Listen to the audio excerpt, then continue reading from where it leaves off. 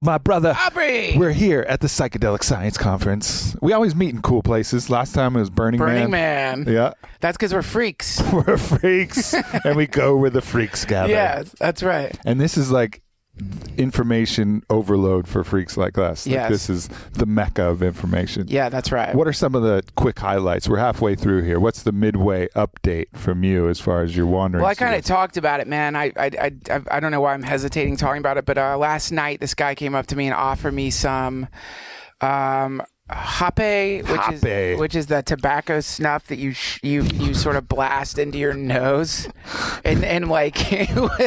Well, he blasted it into your nose, or did you have the U-shape? I had the self blast. Self blast, and like. Like, what have I done? And like, it's the classic mistake. Like, you're at a fucking MAPS conference, and a guy that you've never met is casually launching tobacco particulates into his nose that he says are also mixed with like other things, like like charcoal, some kind of like DMT stuff he said is in there. Oh, good. So it's a nice little mix, right? And you hear this at night, you've had a glass of wine, you kind of casually hear this, you just see the aesthetic of it, you're like, that looks cool, I want to try that, man. He's like, okay, here you go. It'll give you a little rush. Rush. Yeah, this is coming from a guy who's smuggled nose powders out of the Amazon to a MAPS conference, right? Yeah. So his idea of little rush is probably way different than mine. Like Joey Diaz's idea of getting high. Exactly. All right. You'd never want to listen to Joey Diaz's dosage recommendation. We all know this by now. The world's safer for it. But like, I wasn't applying the Diaz model to this guy I met. Huge mistake. Long and short of it. Blow it up your nose, cocksucker. What the fuck are you doing? Don't do that shit. You're out there with those fucking hippies with stinky feet shooting powders in your nose. But I did it, and it was amazingly painful and like powerful.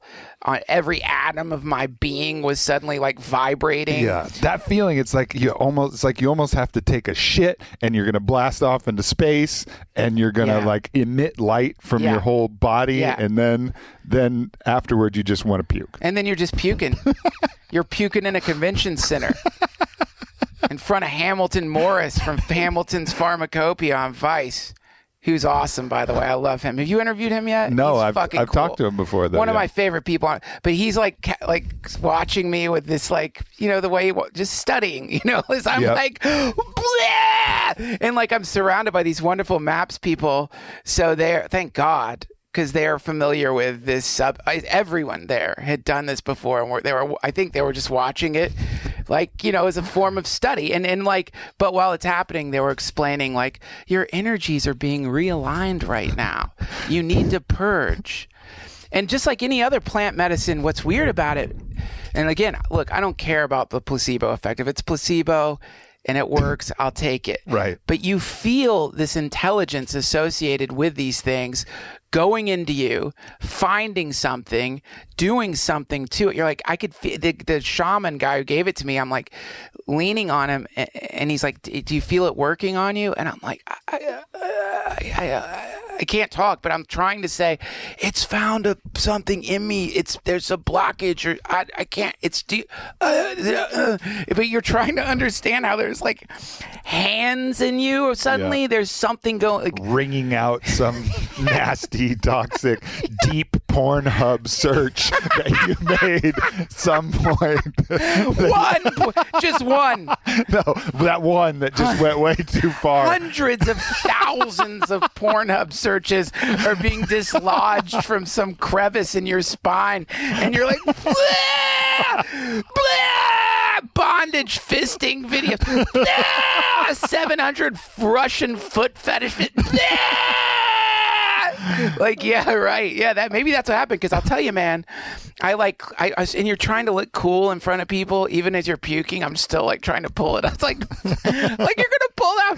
It's just a purge, everyone. Relax. I'm purging. This isn't puke. It's purge. Okay. And then I stumbled back to my room, fell on the floor, lay there for I don't know how long. But I woke up this morning feeling fucking great. Feeling amazing. All this energy like, it's the weirdest thing. I think it did something. Oh, it no doubt does. I mean, it's one of those brutal things that as you're in the middle of the nausea and puking, like, I'll never fucking do this again. And then if I would have seen that guy, I would have been like, yeah, all right, let's do it. Let's ride. Because the result you feel afterwards is remarkable. You feel different. Now, I have to say there's a caveat to that, because when I did Cambo, and I've told this story before, which is the frog toxin, where they burned me 11 times and put poison into my blood, and then you puke and I puked for like 2 hours straight, I felt no better. I felt no benefit. I felt no wisdom. I felt like an angry frog that had been tortured out of its poison. Now finally got to have some revenge on the fucking stupid monkeys that would tie him up,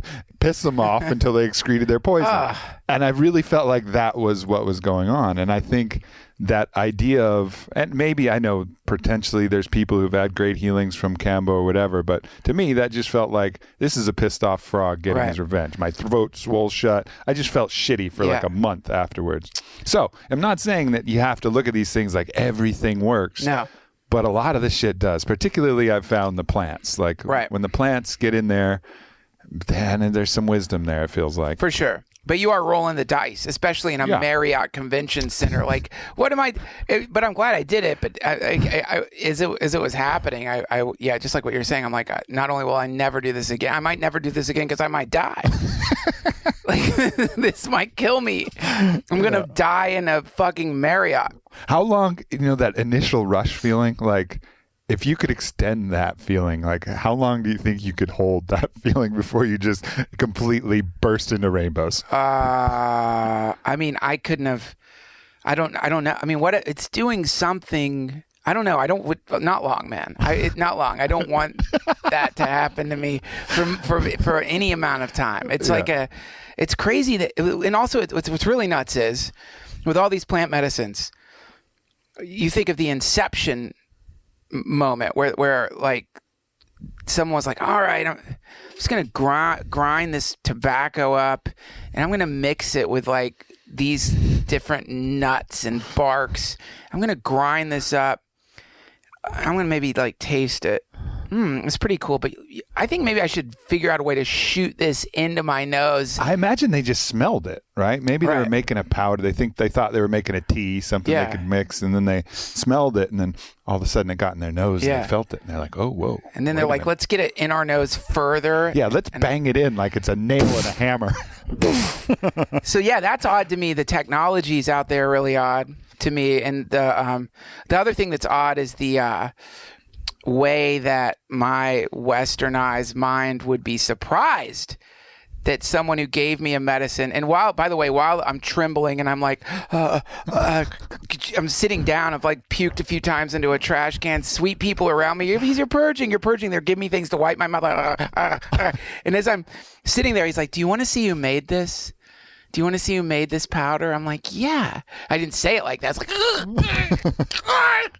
and he like shows me on his phone this picture of this dude with like a fucking feather headdress. He looks like a guy who could probably turn into a leopard or something. Like, did he have a little gourd, like a gourd penis cover? I don't remember. I mean, I was just gazing. You were looking at his feathers, but you should have been looking at his genitals. I didn't get to the dick. I'm like, what the? I'm just looking into his eyes, cursing him like, you motherfucker, what have you done to me? But you're seeing like, this is the doctor. It's like, hey, do you want to see the doctor that made the pill I just gave you?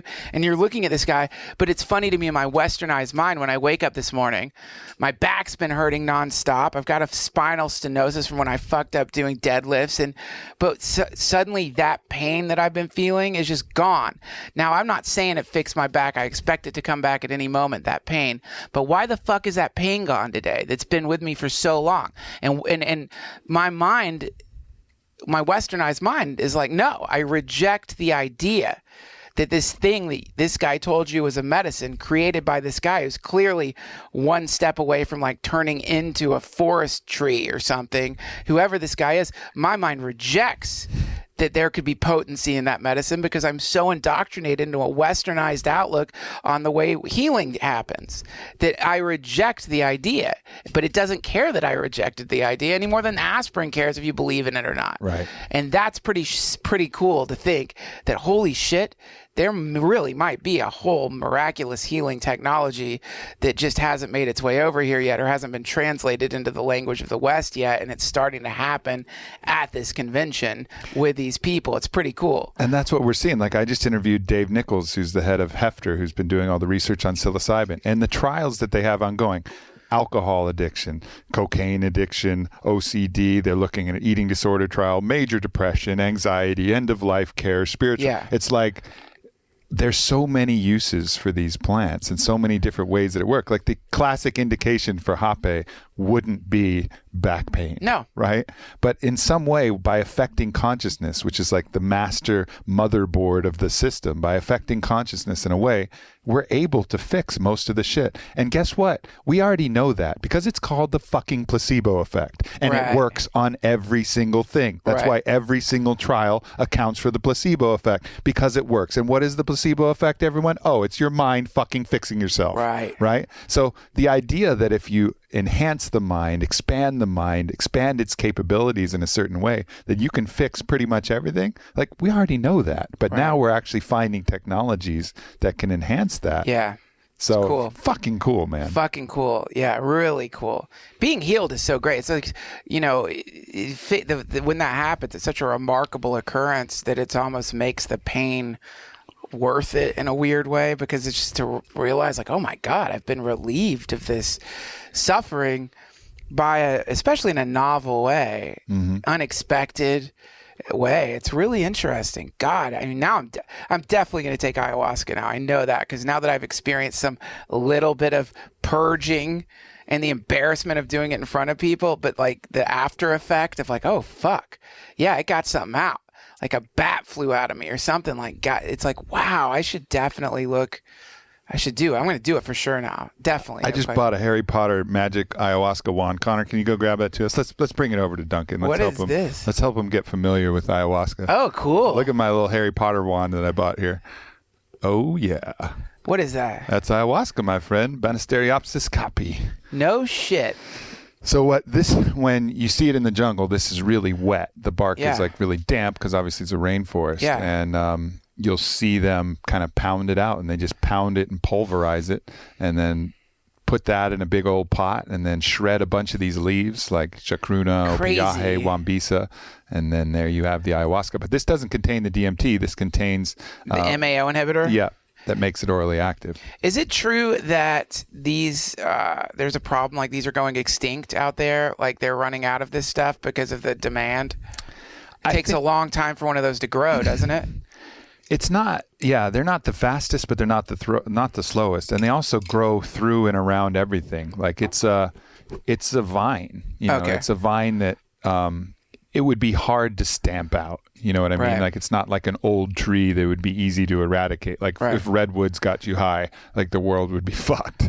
Yeah. You know what I mean? Like, so I think it's just about, you know, conscious cultivation. But I think that's a greater conversation that people have. They're worried about, you know, just everybody coming in and flooding and grabbing it. But then again, I have an alternate perspective, which is we got a sick world, you know, and if we don't start fixing and healing people, then we're just going to fucking slash and burn that forest anyways for some other purpose. And ayahuasca is going to be put in a giant burn pile regardless, because we're going to be destroying our natural environment regardless. Like, I think there's some kind of practicality that's missing from this, and this kind of, we have to protect the native, and like, yeah, absolutely. But you know what's going to protect it the most? When we realize there's shit down there that can fix all of our suffering. Yes. Then people are going to care. Then people are going to start putting their actual hard dollars to preserving this land and creating ayahuasca reserves and doing the things. Like, we got to show the world that it's worth caring about in ways that isn't so abstract. Oh, the lungs of the world. Great. Like, the really conscious people care, but someone drinking Budweiser in Iowa doesn't give a fuck about the lungs of the world. They don't give a fuck about their own lungs. Yeah, they're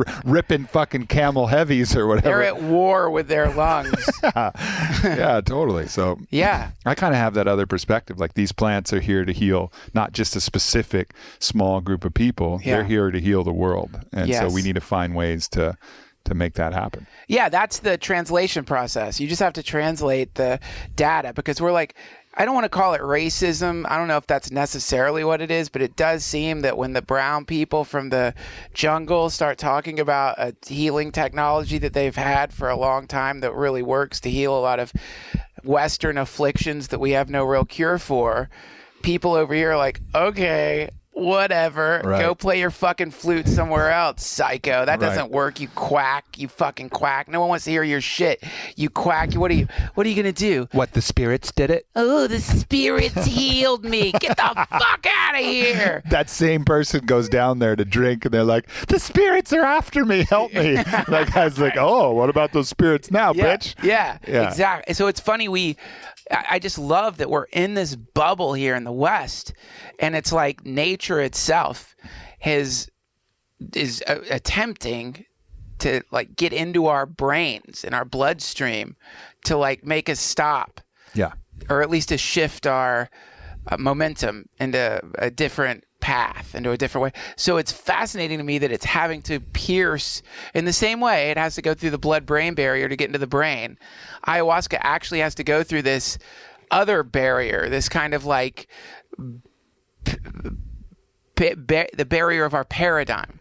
And to pierce through that, not only does it have to get through the underground and into our bloodstream that way, but now what's happening is it has to get into like flow charts, Excel spreadsheets. It's got to get into a series of statistical models analyzing. It has to pierce our religion, which is science. Yes. And it's doing it. That's what's nuts, is it's doing it. It's gotten into the way it's doing it is by possessing our scientists. Scientists are now drinking ayahuasca. It's possessing their minds and using them to make the flow charts to get it to the people who have to look at the charts and be like, oh yeah, I guess the brown guy with the flute was right. What do you know? It cures depression. What's really interesting too about these plants, and it kind of goes to that theory that, Hamilton Souther, I know has been on your podcast as well, talked to me that these plant and the paradigm they have is they look at them as entities, and these are entities of such infinite wisdom and benevolence that for them to manifest in human form wouldn't even fucking make sense. They have a scope and capacity far beyond that, so they manifest as plants. But the interesting thing about these plants, you look at marijuana, it's a weed. It grows fucking easily and everywhere, hard to stamp out. You look at mushrooms, they literally spring up out of random cow shit. You want to stamp out mushrooms? Good luck. I'm going to have a fucking blast with that. Some random cow is just going to shit, and they're going to come right back. Like, you can't eradicate them. And the same with ayahuasca in the jungle. It's a creeping vine that takes over whole areas and winds its way. It's these things they come in the form of some of the hardiest and most resilient things, as if they knew, the monkeys are going to try and fuck us up at some point. The monkeys, but we got to be a little bit smarter. They'll figure it out eventually, and then they'll want us. And if they've eradicated us completely, they're going to be screwed. Yeah, this is the hope of the psychonaut and the spiritual healer. Right now, this is one of the great hopes for the earth. There's a few different hopes. We've got the transhumanist who believes there's going to be some technological solution through AI or some merging of human consciousness with technology. This is kind of the reverse. We believe through a merging of human consciousness with plant intelligence, there's going to be enough subjective epiphanies that it creates a shift in the paradigm and causes people to stop blowing people up in other parts of the world and sucking all the resources.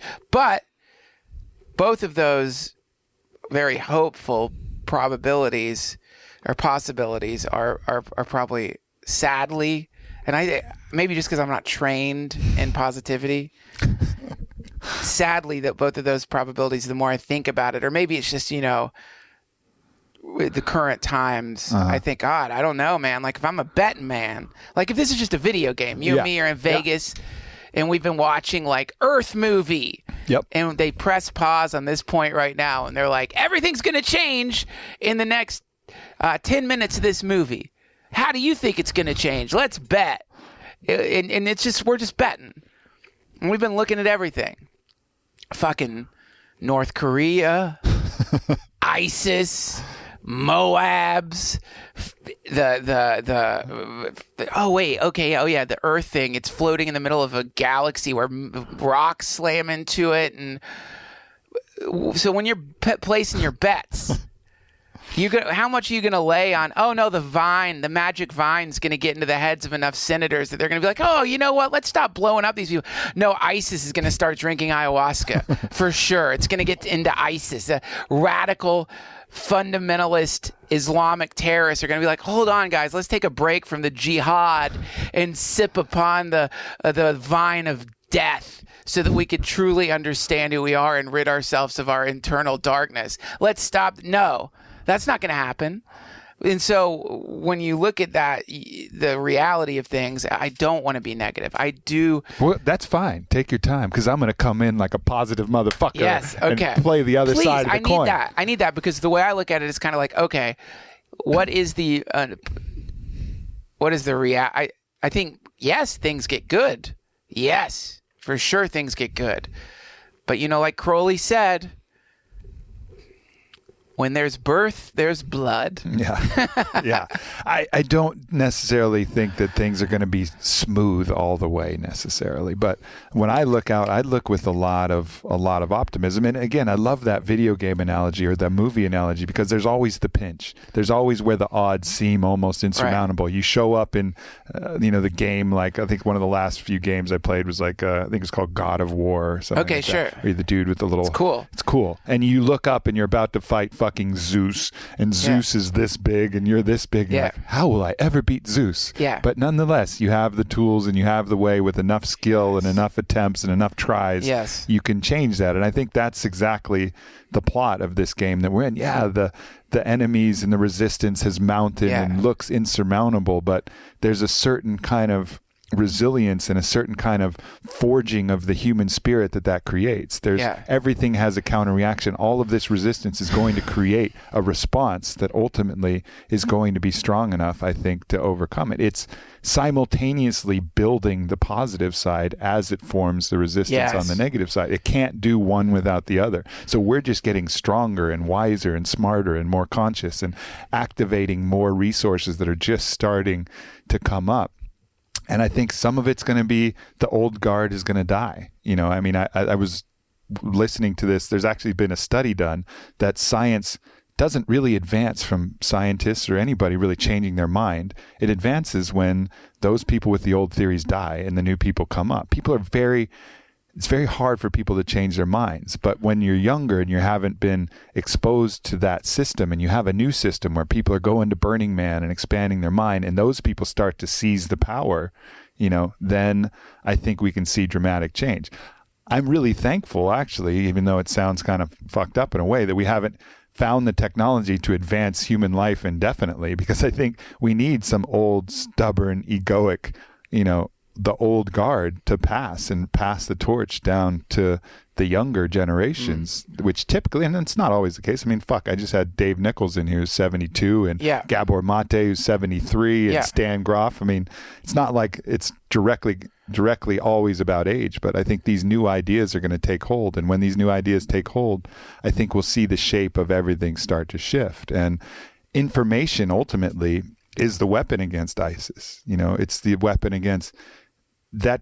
Their systems create systemic suffering, systemic pain, systemic rage. Like rage, I think Marcus Aurelius described it. Rage is the acid that burns the vessel, not the victim, right? Yeah. It's like something they're holding inside that's eating them up. Yeah. And as they see information, they see a way that people could be living a different way, as that starts to penetrate, and they just can't resist the allure of the iPhone that's internet connected. Right. And then all of a sudden I think we start to see those things evaporate, especially when we stop fucking bombing them and shit. That won't hurt. That wouldn't hurt. That wouldn't hurt. It's a great way if you want someone to calm down, maybe stop bombing them. Yeah, for sure. Step one, stop bombing. But, by now, it's again, the whole ISIS thing. It's like, I guess where I always come back to is like, all right, where are the ISIS cells living inside of me? Let me start there. Like, where's the fascist inside of me? Where's the obstructionary force in the universe inside of me? And then, because that is what I can deal with, I'm certainly not going to airdrop myself into some Syrian. Well, you did. Maybe the mother of all bombs was your hape that you just took, and you just bombed your own ISIS cells in your spine. Certainly, exactly. I think whatever that was, and I do think that is what the psychedelic is the mother of all. But it's a great way to put it. And like when you start waging a kind of war And it is, I love the Bhagavad Gita. It's not afraid to use the war terminology. Mm-hmm. And it says, go to war with your desire. Go to war with your fight this thing. Fight. And like, if that's, instead of just being like, oh, I'm going to recalibrate my energetic systems. Okay, fine. Or I'm going to fucking firebomb my ego. I'm going to firebomb it. Now, these are different windows to look at the same thing. Sometimes it's exciting to just do a surprise, or sometimes the universe firebombs your ego and you think, surprise, motherfucker. Yeah. You're looking at your hand come to your face with a weird thing you've never seen before, going, what did I just do? Yeah. Well, what you just did is the universe came to you and it said, oh, hey, let me see if I can work on your back. And you thought you're the one doing it. And that's how it happened. So anyway, I like the idea of waging war using psychedelics, or war healing yourself using psychedelics. Start there. If the idea is this vine is going to heal the world, if the idea is that LSD is going to heal the world, or some understanding of the way LSD interacts with the neurons or consciousness, then start with yourself. 100%. Let it into you. It always starts there. To be of service, you have to be fit for service. Yeah. And I think the nomenclature, words are symbols, and these symbols have immense power over the human brain. And I think one of the things, let's say you're looking at, a class of Marines, classically trained warriors, right? If you start to talk to them about energetic healing and letting go of your, the vibrations that no longer serve you, that may not be the best way to translate it. Maybe they need the Bhagavad Gita analogy to say, listen, soldier, what you have inside you is a pain center, and that pain center is sending out signals to your psyche and your consciousness to cause suffering, to cause trauma, to cause you to act in ways that prevent you from living the happy, loving, productive life that you want to live. Yeah. So we're going to give you something that's going to carpet bomb that motherfucker. Yeah. It's going to eradicate it from your sense of being. Are you ready, soldier? And at that point, it's like, hoorah, let's do this. Yeah. And I think we need to be able to have the flexibility to translate this in a variety of different ways, so that people can realize, like, this isn't just for one type of people. This is universally applicable. I think we got to open up our language and not worry so much about the symbols and the sanctimony of all of it. Like, we have to penetrate that whole system, because we can't just heal a select few. We aren't the Jews in the desert and it's like, we're the chosen people. Yeah. Sorry, motherfuckers. This is like, we need to share this with everybody. Yeah. Yeah, you're right. Yeah, I think I agree 100%. And also share it to your own tribe and share it in your own language. Yeah. It's like you get, Stan Groff. He's got a language for communicating what it is. And you get some hardcore psychiatrist who's trying to explore ways to, like, scan the human genome to figure out what psychoactive chemicals go best with whatever way you want it, whatever language the thing is for you. Be the translator, but be the translator. That's all. Yep. Be the translator. And to be the translator, you need something to translate. That's the main thing. You need to listen. And then when you listen and hear what it's saying to you, speak it in your own language, the people around you in the right way. And then they might be compelled in some way or another to begin to do the work on themselves.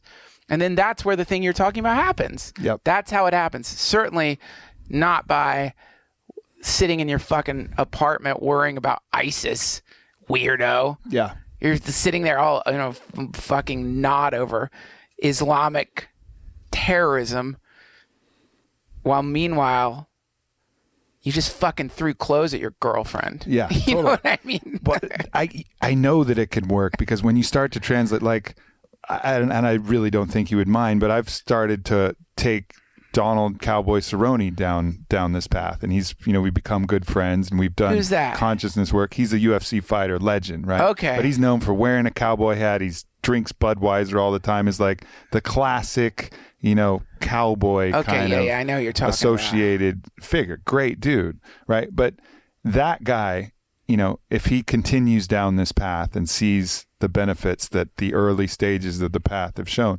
that guy is going to be able to translate it to a whole group of people that won't even listen to me, won't listen to you, won't listen to anybody. Yeah. And then those people are going to be able to translate it to their friends. So this ability for just this all the voices to be heard and to come to common ground, because we're all universally humans and this is a universal human treatment. And so to have, as you said, the translation coming from all of these different places. Well, I'll tell you, here's the, you know, what's interesting about whatever we want to say is the force behind this ayahuasca or any kind of healing medicine. You're putting a lot of different bait on the fish hooks. It's really funny. There's a lot of fish hooks floating there with a lot of different baits. And I think one of the things they're going to start finding out, probably, I wouldn't be surprised if they started finding out what they already are finding it out. I mean, we hear every day, this is a new thing. Silicon Valley is microdosing. Yeah. You know, they're using that as an example. It's like, and they are. But I don't think they're the only people who are recognizing that there is a extreme advantage when it comes to taking microdoses of psychedelics, not just in like fields that require the ability to improvise and be in a flow state and be innovative.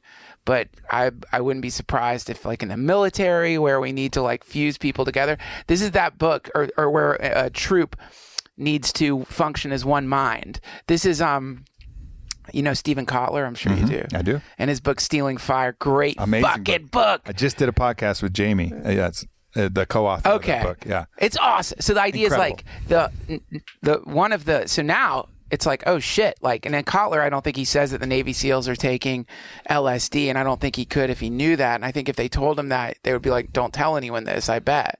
But if the military... If Silicon Valley is finding out, oh yeah, we take microdoses of this stuff because it gives us a severe advantage over people who don't. It's a nootropic. Yeah. And if you think the military is hearing that and they're like, oh, that sounds good. Well, you guys do that. We're certainly not going to use that with our soldiers.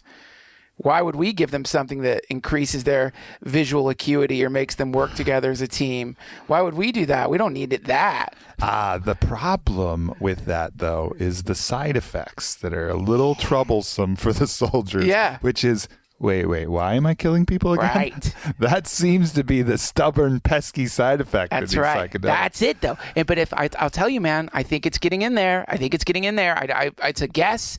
And if it's not in the military, I bet it's in the government. And if it's not in the government, I bet it's in people surrounding the government. Like, Come on. Once a thing works, everyone does it. Like, once we know Ritalin helps your kid focus and it's going to get him better Everybody's grades. Crushing Addies and snorting them. That's it. Yeah. Yeah. I mean, it's interesting to think about that. And I think probably the only thing preventing it is that kind of, because they have done studies, the military's done studies on all of these psychedelics, the whole programs back in the 60s. And where they were giving them too much. They were blasting them with hundreds of micrograms, and that's the funny videos where they're like, "What? No, I'm not marching. See you guys later." I don't know what I was thinking. But yeah, on the microdose tip. But I think even still, like, so for example, I was out spearfishing in Hawaii. Wow, cool. And it was awesome. And do you do that a lot? I've done it a bit. Yeah, I've done it a bit. Scuba diving? No, the free diving. Whoa, fuck, that's crazy. So part of the real challenge is being able to hold your breath. And it was really choppy conditions, strong current. I was out with Ben Greenfield, who's like a triathlete. So if it wasn't for me and him in the water, they probably wouldn't even have taken us out because the conditions were rough. So the second half of the trip, I decided to, somewhere between a microdose and an actual dose of psilocybin, to go down there. Wow. And my ability to dive under the water increased dramatically. Yeah. My ability to, like see the fish and the patterns of the reef and know where they were hiding and all of that increased dramatically. But the side effect, as I'm trying to procure fish for dinner, is I would get right up on it. I had a long 9-foot pole spear and you pull back the bungee. I would get right up on one and it would make eye contact and I'd go, all right, buddy. And at that point, there's this kind of empathy where even though it was a fish and even though I'm hungry and I eat fish, at that point, like, I was like, okay, man, like, you're all right. Okay, man, I'll leave you alone so that you can go eat other fish. Yeah. It doesn't even make any sense, but that's one of the side effects of these empathic kind of consciousness things. That's right. It makes it more difficult to do that. And I think the military, probably the only thing stopping them is they haven't figured out how to stop that pesky little side effect. That's right. You're probably right. And that pesky little side effect is the hope of the world. Right. And that pesky little side effect is a pesky little side effect of a lot of different things, not just these plant medicines. It just happens that these medicines work really fast and they're kind of sexy. Yeah. They're fashionable. They're cool. Like, it's cool. You can like talk, oh man, I did ayahuasca. Really? What was it like? It's cool. So it's like there's all these different like ways that it's luring the children in, you know, and it's really interesting because it doesn't really care how it's taking on many forms, and I love that, and it's a beautiful thing. So hopefully it will eventually, well, it is though. But think about it. Here's the thing: how is MDMA becoming prescribable? Thanks to Rick Doblin. Well, PTSD. Yep. So it's like, okay, we're going to get this empathogen into the bloodstream of former soldiers, and soldiers are friends with soldiers. So if I can relieve the symptoms of your PTSD or cure it. Yeah. And this is like, depression is one of the worst things that can happen to you. I can only speculate what PTSD is like, but I bet it's worse than depression. Yeah. It's depression plus. Yeah. It's like that's a component, a downstream component of PTSD, right? It's not even the whole thing. Downstream component. So already the way these chemicals are being like explored is right now to treat a byproduct of the violence. Yeah. But again, all that has to happen is enough people connect, like what you're saying, the UFC fighter. If we get it to enough people connected to the groups of people that we don't have access to, because they look at us and they're like, I don't speak your language, man. I don't know what you're talking about. You're annoying. You have a raspy lesbian voice. Who the fuck do you think you are? Shut up. Please, can you shut up? I bet you can't. They don't want to, but if it gets to like people who can go to their friends and in that language say, hey, this works. Yeah.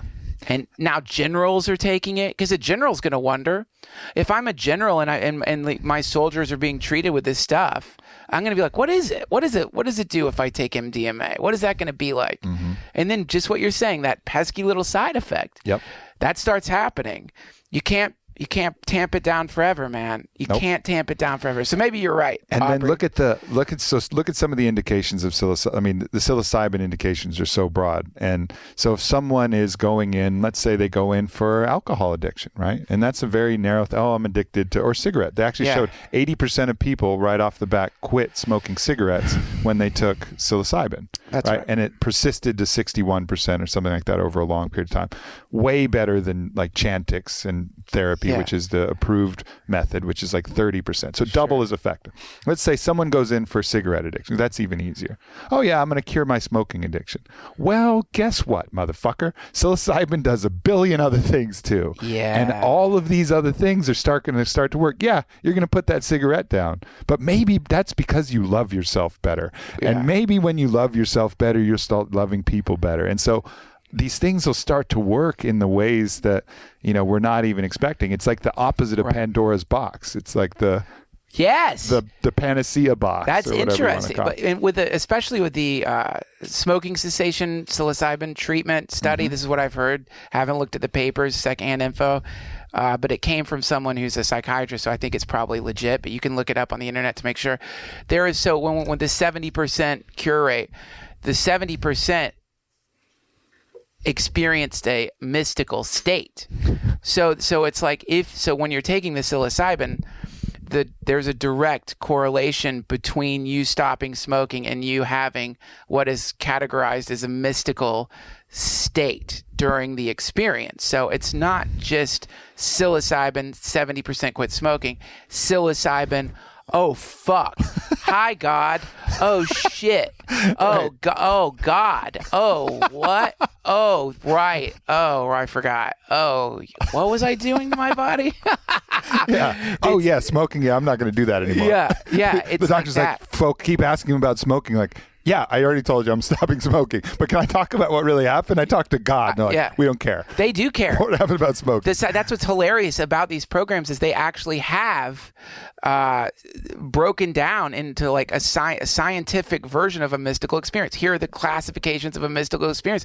They have ways of diagnosing a mystical experience. Well, you've had a mystical experience according to my analysis. And so this is really interesting, isn't it? Because if you look at the idea, I was just talking about this with Zach Leary. Why, this is in the Bhagavad Gita, the question Arjuna asked Krishna is, what is it that causes a man to sin? As archaic language, even though a man knows these things are fucking me up. And the answer is essentially, well, person, because you've forgotten about me. You've forgotten about the creative intelligence that exists in all things that's made of love. And because of that, you're looking for it in the cigarettes. It's like, why am I going to smoke cigarettes if I found something that makes me feel 1,000,000 times better than cigarettes, which is connection. The chemical allows you to remember the connection. Yeah. It opens the door. And then once that happens, all the addictions fall away or begin to fall away, because it's like, why? Why would you eat a bowl of turds when there's a nice hamburger right here? It's almost like there's two ways to remembering, right? There's the way of enlightenment and this kind of mind expansion, remembering that we are all God and connected to love, and we are consciousness. There's that way. Lots of psychedelics and expansion and meditation and yoga, whatever means that you might have to find that. Or you just hasten your way to death. Right? Wild. Where you just self-destruct your way so that... so weird. Oh, yeah, I'll get there that way. So it's like one way or another, perhaps the greatest human drive is to find your way back to that consciousness, find your way back to God, one way or another, through death or through ascension. Aubrey, that's trippy. Yeah. That's so funny. You're like, I'll just destroy my body as a means of achieving enlightenment through the disintegration of my individuality by death, by biological death. That's really cool. That's a beautiful and sad thing. So, and this is what they say, you see the junkie, you're looking at somebody who's almost a saint. You see a junkie. That's why they do have this, what is it? Neil Young says, every junkie's like a setting sun.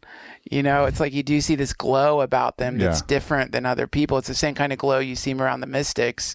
So I see what you're saying. It's like, no matter what, you're going home. You're going to get there. Yeah. It's just a matter of how much fucking fun you get to have. I mean, did you take the miserable shit ride where you're sliding down the water slide with broken glass and fucking sand and salt at the bottom? Or are you going on the rainbow slide that makes this the funnest game on earth? Like, that's a great way to put it. It's like there's a lot of ways to get home. Yeah. And you don't have to like suck off truckers for meth.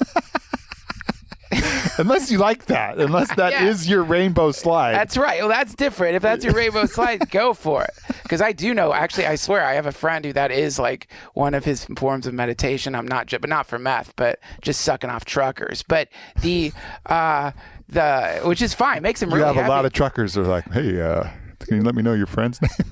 Dude, it's quite surprising. It's a really interesting thing that at truck stops, there's these little like patches outside of truck stops where like guys can like go and just fuck in these little patches. He explained the whole thing to me on one of my podcasts, but I don't remember if he said it on the podcast or before the podcast, so I don't want to say it was, but but I don't think he'd be embarrassed by it. But anyway, the point is, we're all going home. This is Jack Kornfield always says this quote by Hafiz, a poet, Sufi poet. Fear is the cheapest room in the house. I hope you find better quarters. And it's, you don't have to live in that cheap fucking junked out, addicted thing for your whole life. And this is the offering of the psychedelic. It's like, hey, look, come here. Look at this other room. Yeah. There's all these other, God, imagine how cool that'd be if you live in some shit apartment. And one day you were kind of like maybe putting a picture up. And you're like, wait, this is a door. And you open the door and it leads into a palace. And you're like, oh my fucking God, there's a whole palace next to this room that I thought was everything.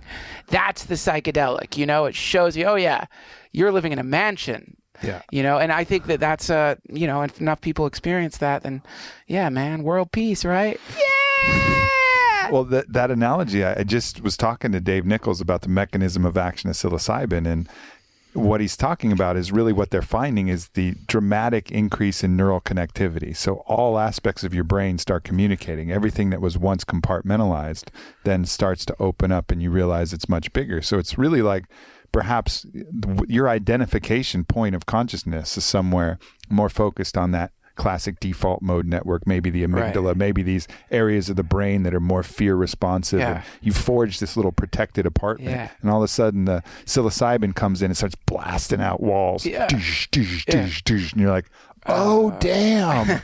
I got this massive compound. That's awesome. It's awesome. And then some of the walls come back up, but you have an awareness of like, oh, those walls aren't really real. Like I went over to this room, and this room was amazing. Yeah. And I went to this room, and then the brain remembers that, and it kind of clears it out in a permanent way. It's cool.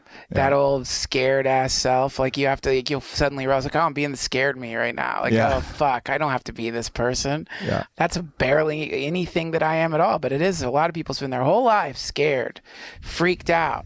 It's weird. You could even do it right now. Anyone listening could just do it right now. Just imagine that thing that's scared is a speck on the shirt of what you really are. And then you realize, like, actually you're this super confident, happy, prolific, wonderful, loving person that's been pretending to be scared.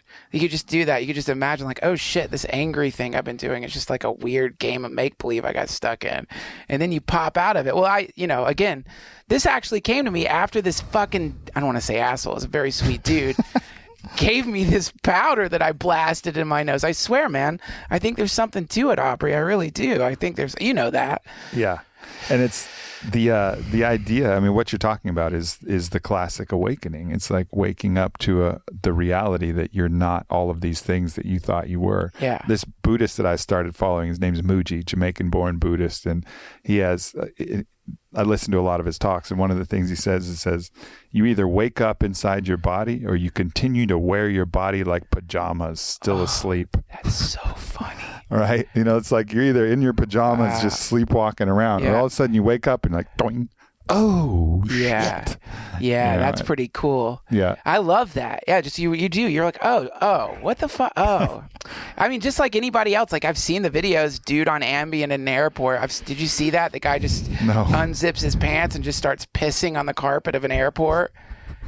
And you hear like people are like, oh my God. And the bat is like, what's he doing? Well, he's fucked up. He's on Ambien. He doesn't know what he's doing. But when you look back at your life, how many times have you pissed in the middle of an airport in different ways, because you've been dead asleep, had no idea, you just thought the world sucked, and you said something shitty to somebody, did something, got him, I got him good.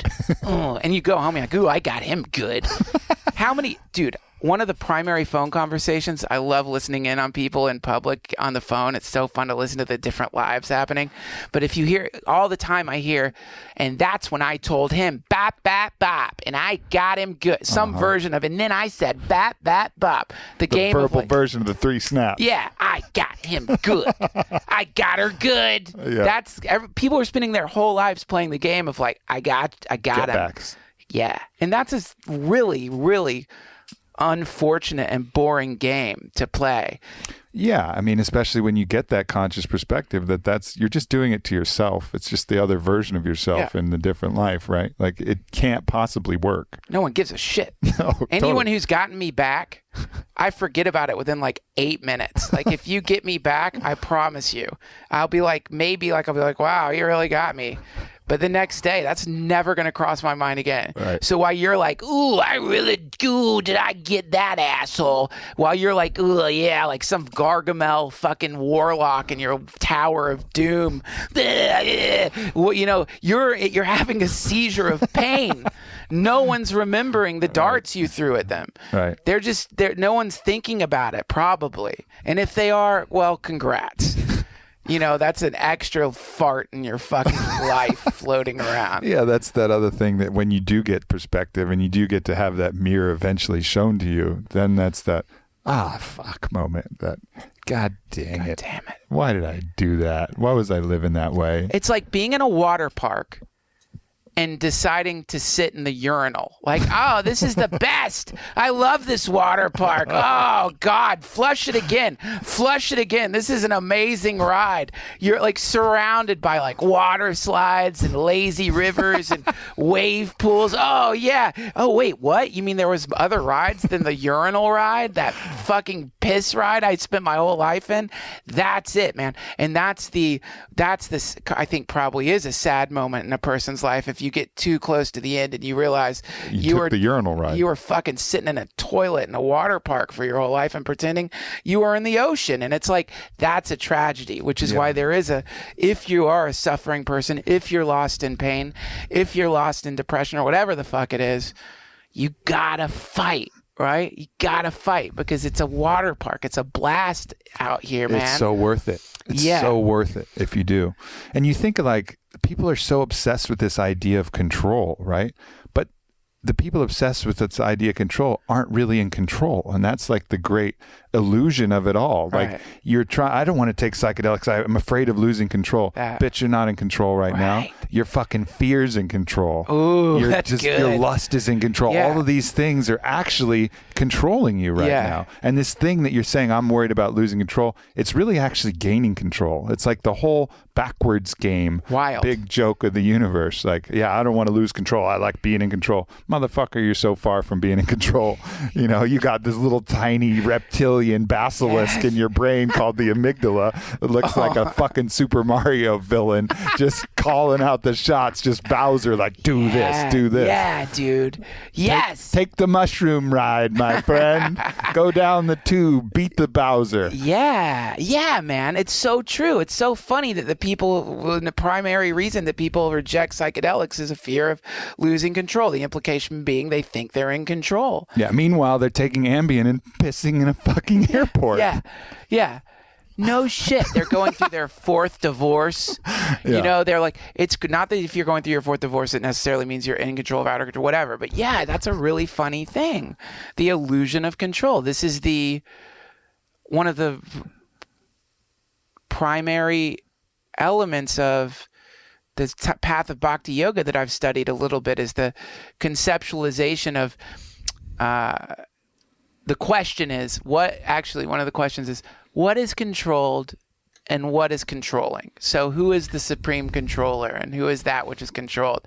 And the idea is that the suffering of a person happens because of just what you're saying. Suffering comes because a person thinks they're in control. The idea is, of course, this is a theistic religion, but I'm citing that a photon explodes out of the sun. Mm-hmm. It's not the sun, but it came from the sun and has the qualities of the sun. A person comes out of God. The person is not God. It's a particulate of God, and yet the person still has the same predilections that the supreme identity has, and the supreme identity is completely in control and yet completely renounced, which is one of the interesting ways they describe it. Fully in control, fully renounced to anything that happens, fully somehow in the state of controlling the smallest particle, and yet not there at all. So these two opposites are meeting, the yin and the yang or whatever. So a person instinctually is like, I've got to control everything because I'm a part of God. That impulse, and that's when that's when the suffering starts. Yeah. Because it's like, what are you really controlling? Like, what can you control, really? You know, what, your room, I guess, your house, putting pictures on the wall, maybe the way you drive.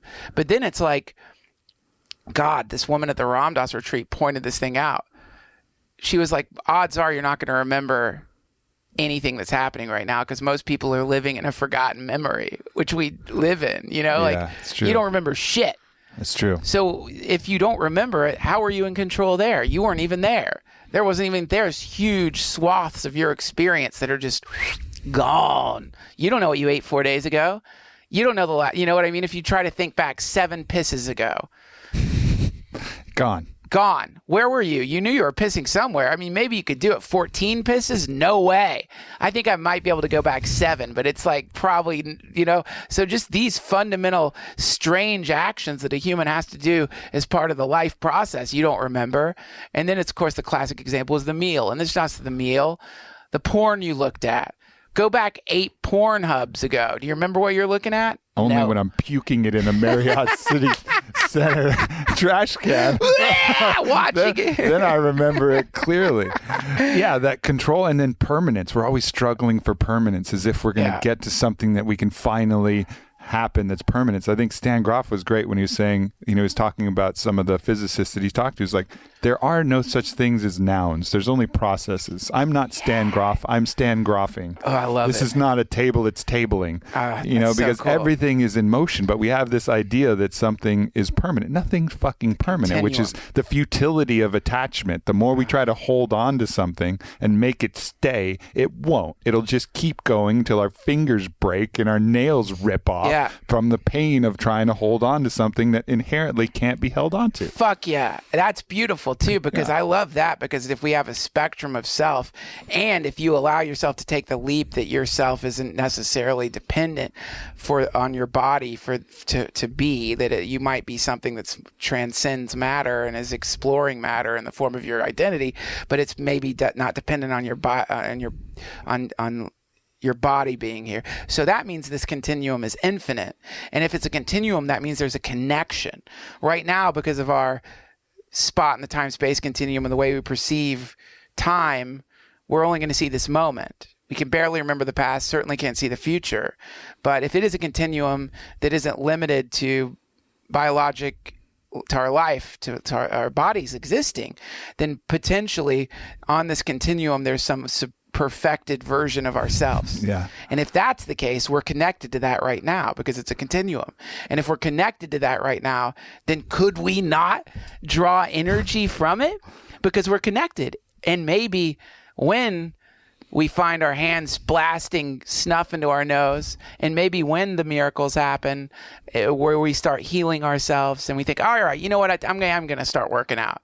I am going to start eating better. Maybe what's actually happening is the actualized self at whatever point in the continuum where we achieve realization is sending to us or drawing us into it. We're getting closer and closer to that self. So, if you want an easy way to fix your atheist problem and you don't want to believe in God or use those words, I get it. You could just think, I'm connected to my higher self on an infinite continuum, and I'm going to try to reach out to that perfected self for advice, for healing, for inspiration. Yep. And it fucking works. It really does work, man. Hell yeah. The other thing, when you think about it on the cosmic scale, right? All right, so we have this Big Bang, which is all matter expanding from a single point, right? A single unicity, a single singularity. Yes. Which is, if as above, so below, matter corresponding to whatever else there is in that other dimension, which we would call God or source or whatever. But there is a point where we were all going back to singularity, to a single unicity with the divine. And then boom, we're all those photons from the sun, all of with our own particulate. But we're connected to the singularity always. Yes. We're connected to the perfection of all things and the wisdom of all things, because it has to be, because it's all of matter getting compressed to that one point and bursting out forth. That's right. In the cyclical nature of this Big Bang, which I don't think physics has proven that it's going to go contract back to a point and burst forth, but the fact that everything else in the universe is a cycle strongly lends me to believe that that's the way it goes. Big Bang, and then collapse back to a single point, then Big Bang, the giant heartbeat of God. Or the other one is the Big Bang is actually a white hole. I love that outflow. So the Big Bang is another universe rubbing into this universe. So it gets fractal. Yeah, and then this universe gets sucked into a black hole that blasts out into another universe. So we're kind of like an flowing septic tank from another universe. This is what happens when God flushes the toilet. It just sprays out a fucking dimension with people who are like, wee! I'm going to control everything. Urinal water slide. Yeah. Urinal broken glass water slide. Let's fucking do it. I don't know why I'm doing a lot of fucking toilet jokes today, Aubrey. Well, my brother, it's been a pleasure as always. Pleasure. Thank you for having me, man. You're smart. Yeah. I love being around you. You make me happy. I love being around you, Duncan. Cool. Thanks, man. Anything you got comedy shows or shit you want to point people to? This will come out sometime in May. So in May, well, let's see. I'm doing a bunch of it. By then, I'll just be doing a bunch. Oh, yeah. May 16th. It's on my website, DuncanTrussell.com.